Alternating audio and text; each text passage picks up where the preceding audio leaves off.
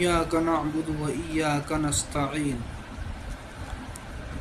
آج ایک ایسی حدیث شریف بیان کروں گا ماہ رمضان المبارک کے متعلق اور شب قدر ہمیں کس طرح ملی۔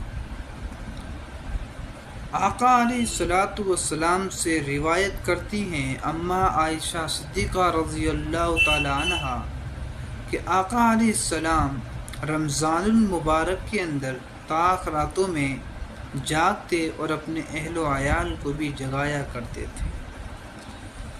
اللہ کے رسول صلی اللہ علیہ وسلم اللہ کی عبادتیں خوب کیا کرتے تھے اور امت کو درس دینے کے لیے، سبق دینے کے لیے آقا علیہ السلام نے ہمیں یہ سب کچھ عمل کر کے دکھایا اور بتلایا۔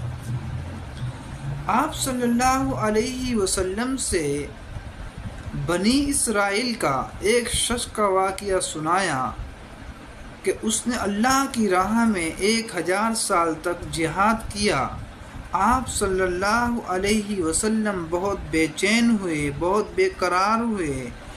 آپ صلی اللہ علیہ وسلم کی یہ بے چینی اور بے قراری دیکھ کر اللہ تبارک و تعالی نے فرمایا، اے محمد صلی اللہ علیہ وسلم، میں آپ کی اس امت کو ایک ہی رات کا ثواب 1000 میں تبدیل کر دوں گا، یعنی میں آپ کی امت کو شب قدر عطا کر رہا ہوں۔